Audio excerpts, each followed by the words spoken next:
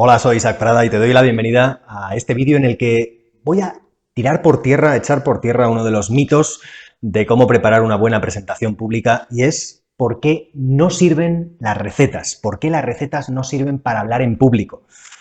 Vamos a ver primero qué son y qué no son las recetas, luego por qué no sirven las recetas y cuál es la mejor solución, mucho más allá de las recetas. Además, te voy a contar una historia para que te acuerdes y no se te olvide.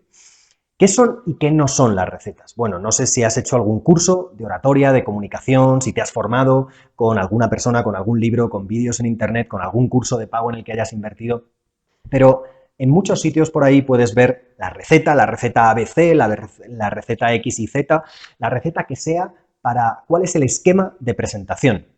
Y las recetas, al final, que son las partes que tiene que tener una presentación, cómo tienes que hacerlo, el método ABC, pues es que en la presentación inicial haces no sé qué, en el desarrollo haces no sé cuánto y siempre cierras así. Bueno, pues eso, que son las recetas, te permite hacer una presentación que te puede funcionar bien una vez si la receta es buena. Pero la gran desventaja de las recetas es que siempre pareces un clon y que siempre intentas utilizar la misma herramienta para todo tipo de presentaciones. Al final ya sabes que hay 4 objetivos fundamentales de cualquier presentación, de hecho 4 más 1, siempre añado ese quinto, porque es fundamental, a veces está combinado con los demás y no se te puede olvidar. Los 4 objetivos son: el primero, explicar o clarificar; el segundo, convencer o impresionar; el tercero, incitar a la acción, conseguir una acción en tu público; y el cuarto, entretener, el menos habitual en el mundo de negocios, pero puedes incluirlo en el resto de los objetivos. Y el quinto, de los objetivos enormes de la comunicación, por algo la comunicación es la habilidad número 1 de un buen líder, de acuerdo a muchísimos estudios. Recordaba el otro día en uno de mis directos uno de los estudios de la consultora, por ejemplo, de recursos humanos, Michael Page, de la empresa de recursos humanos, y ellos daban la lista de las 10 cualidades más importantes de un líder, pero en todos los estudios de este estilo la comunicación siempre es la primera o de las primeras. Y si es importante es porque este quinto objetivo es el de motivar e inspirar a la gente de tu equipo o a gente a la que le estés presentando el tema concreto. Bueno, pues para estos 5 grandes objetivos de la comunicación no te puede servir una receta. La misma receta de tarta de chocolate no te puede servir para hacer todo tipo de tartas, para todo tipo de personas, para gente a la que no le guste el chocolate, para más número de gente, para menos número de gente, para un horno de un tipo, un horno de otro tipo. Al final, cuando intentamos que sea la talla única, la herramienta única, lo que estamos intentando es simplemente dominar el uso del martillo y pensar que con eso podemos hacer de todo. Y el martillo está fenomenal para muchas cosas, pero también hay un taladro, también hay un destornillador, también hay herramientas muchísimo más sofisticadas. Y no es mucho mejor conocer todas las herramientas que puedes tener a tu disposición. De hecho, un técnico es mejor técnico cuantas más herramientas conoce, cuantas más técnicas conoce, para luego elegir las mejores. Un médico es mejor médico cuantas más técnicas de cirugía conoce, si es un cirujano o si es la especialidad que tenga. Cuanto más conoce, más opciones conoce y luego tiene un mejor criterio para seleccionar. No solo es conocer, sino tener un mejor criterio para seleccionar y luego con eso diseñar una buena presentación, si estamos hablando de comunicación, hacer una buena operación, si estamos hablando de medicina, o hacer una buena reparación en casa, si estamos hablando de un técnico que tiene un amplio conjunto de herramientas en su caja de herramientas. Bueno, pues al final se trata de saber que la receta pretende ser una talla única, un uno para todo, y eso no sirve para hacer presentaciones. Siempre vas a sonar igual y lo peor que te puede suceder, y ha pasado alguna vez, he ido a alguna presentación donde varias de las personas las había formado el mismo recetario, el mismo estilo de presentación, y todos sonaban igual. Tenían el pelo diferente, uno era más alto, otro más bajo, uno más flaquito, uno más gordito, pero al final todos sonaban igual. Y eso es lo que no podemos hacer en nuestra presentación, porque no solo es importante el mensaje, sino cómo transmites el mensaje. Todo el paquete es importante. Esto de la regla de que el lenguaje no verbal es el 93%, como muchos dicen, es un experimento mal entendido que se hizo en los años 70 y no tiene nada que ver. Pero sin duda, el lenguaje no verbal es importante, el lenguaje verbal es importante. Y las recetas, que es tratar de hacer todas las presentaciones encorsetadas a un mismo método, no sirven. Los métodos de oratoria potentes son aquellos que te dan herramientas y principios mentales para cómo diseñar cada parte de tu presentación, el principio, el desarrollo, el final, incluso cambiar los esquemas y ser más creativo. Al final es como escribir una novela o escribir un guión para el cine o para cualquier medio. Al final no es el mismo. no es la misma receta la que puedes aplicar para hacer todos tus guiones, porque si no, seguramente no tengas mucho éxito como guionista.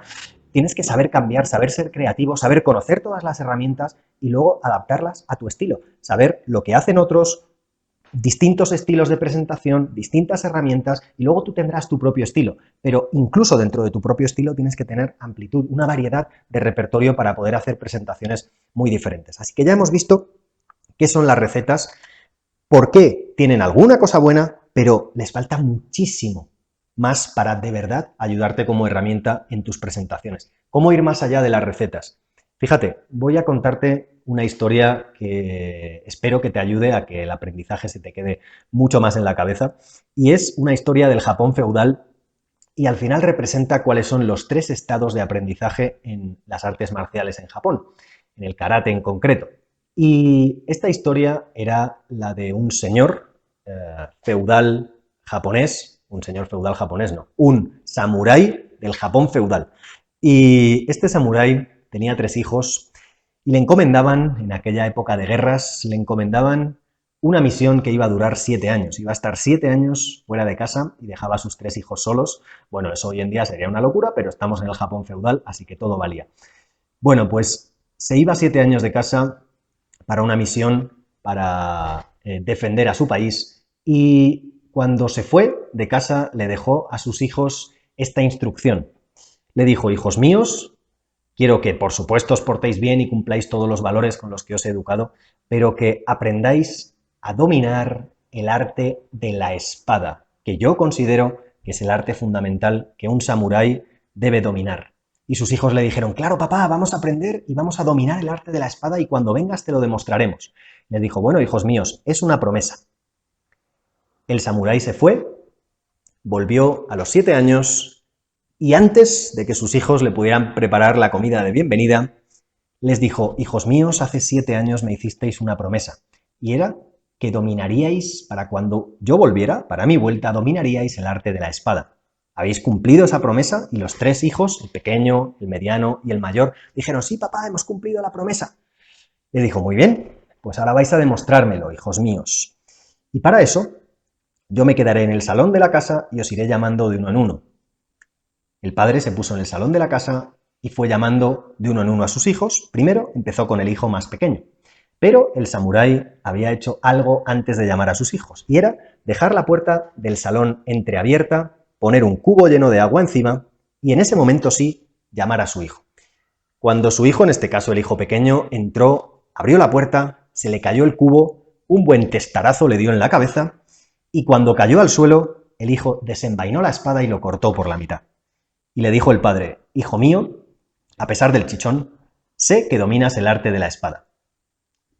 Llamó al segundo de los hermanos, al hermano mediano. Le puso lo mismo, el cubo, la puerta entreabierta, el cubo lleno de agua encima de la puerta, y le llamó, le dijo: hijo mío, ven al salón.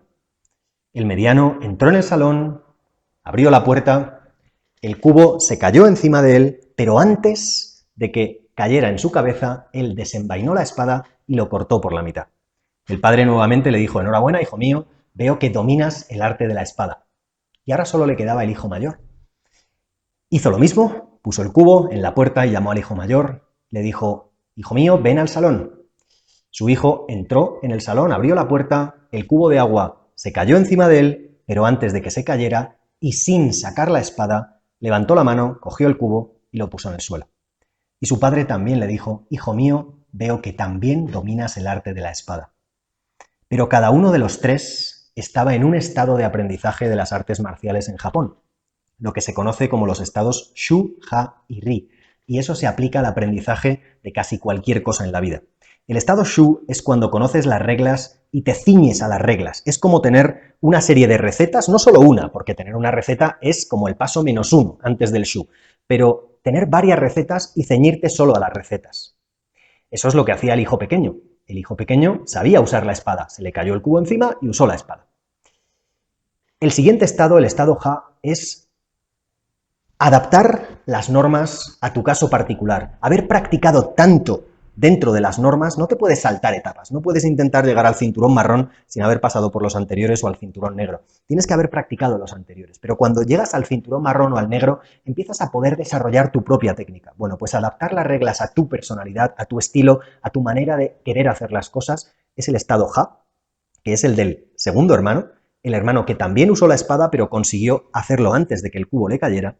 Pero el estado Ri, el estado final de maestría, de dominio absoluto del arte de la espada, es cuando sabes cuándo usarla y sobre todo cuándo no usarla.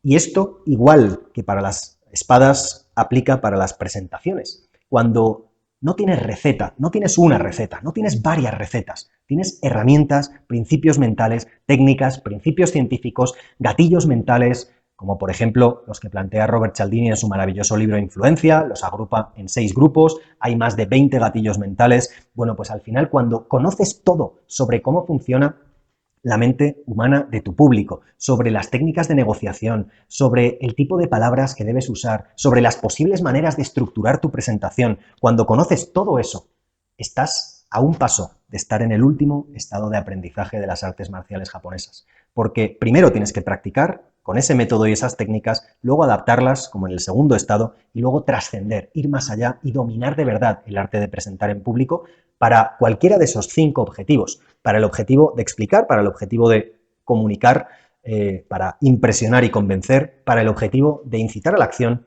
para el objetivo de entretener y para el objetivo de motivar o inspirar. Bueno, pues cuando conoces el potencial que puedes llegar a tener en tu presentación y además cuando sabes que un comunicador no nace, sino se hace, no necesitas un talento innato. Esto no es como ser un buen nadador, ser un atleta olímpico o ser un corredor de 100 metros lisos. Al final necesitas conocer una serie de técnicas y métodos. Evidentemente, si tienes buen talento, te acelerará algo el camino, pero se puede llegar teniendo las técnicas y el método adecuado. Por eso es fundamental que hay muchos que te dan una receta, pero tienes que tener muchísimo más que eso. Y por eso en este vídeo quería echar por tierra ese mito de las recetas como un truco rápido, como un truco fácil. Esto es como ganar dinero de la noche a la mañana con un truquito fácil de invertir en bolsa. Bueno, pues eso le ha funcionado a una persona una vez en la historia y la próxima vez y las siguientes que lo pone en práctica en general ya no funciona. Porque al final los trucos, el camino fácil, no es lo que suele garantizar el éxito o el éxito de verdad, con mayúsculas.